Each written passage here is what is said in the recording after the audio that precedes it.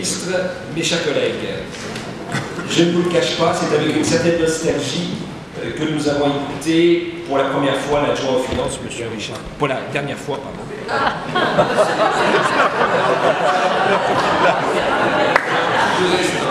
Pour la dernière fois, l'adjoint aux finances, M. Richard nous présenter l'ensemble des mandats et des titres de recettes et de dépenses consolidées de notre collectivité.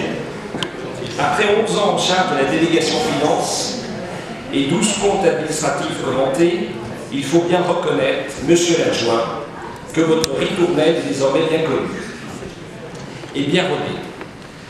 Cependant, lorsque l'on regarde les chiffres, au-delà des mises en page favorables et graphiques avantageux, on se rend compte que le tableau idyllique que vous tentez de nous peindre n'est finalement pas si beau.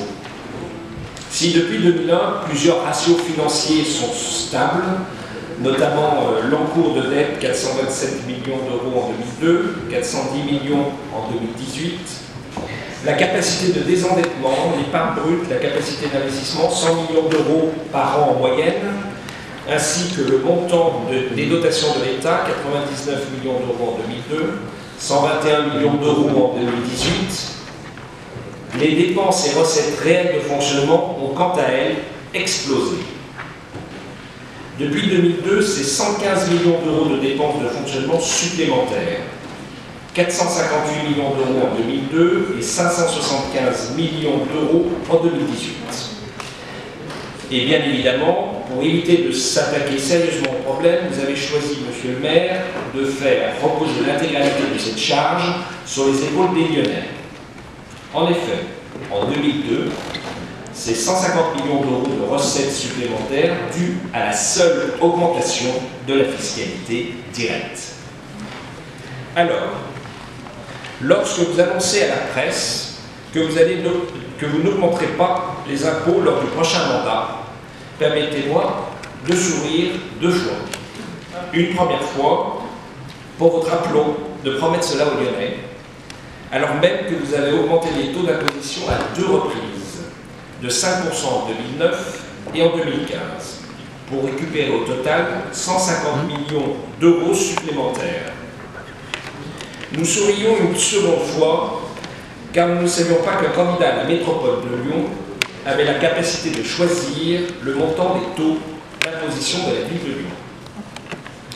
Connaissez-vous seulement la libre administration des collectivités territoriales? Je pense que oui. Mais peut-être n'avez-vous pas encore compris qu'en 2020, vous ne pourrez pas être maire de Lyon et président de la métropole en même temps. Vous ne serez peut-être ni l'un ni l'autre, je ne sais pas si les Lyonnais décideront. Monsieur le maire, gérer une ville, c'est trouver un juste équilibre entre les dépenses de fonctionnement et les recettes propres comme l'impôt et l'emprunt. Si, comme vous l'annoncez, lors du prochain mandat, vous n'augmentez pas les impôts, étant donné que vous ne maîtrisez pas vos dépenses, vous devrez emprunter pour maintenir ce train de vie. Cela n'est pas sérieux pour la santé financière de notre ville. Vous n'aurez eu de cesse depuis bien trop longtemps de ne pas prendre à bras-le-corps les problèmes structurels qui mettent en péril, à moyen et long terme, la santé financière de notre ville.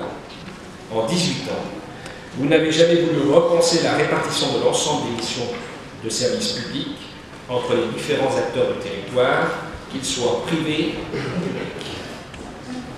En 18 ans, vous n'avez jamais voulu moderniser les services municipaux, notamment la dématérialisation qui n'est toujours pas effective dans le service des ressources humaines. Alors pourquoi demain serait différent?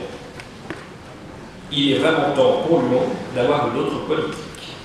Monsieur le maire, depuis que vous êtes aux manettes de cette ville, vous avez accumulé 115 millions d'euros de dépenses de fonctionnement supplémentaires, financées exclusivement par 150 millions d'euros de dépenses supplémentaires. Si vous aviez pris le temps et la décence d'écouter votre opposition durant toutes ces années, vous ne seriez pas aujourd'hui obligé d'abuser les Lyonnais. Une chose est sûre, vous n'avez pas changé votre positionnement, nous n'avons donc aucune raison de changer le nôtre. Les élus du groupe, donc les indépendants, votre compte, ce compte administratif 2018. Merci.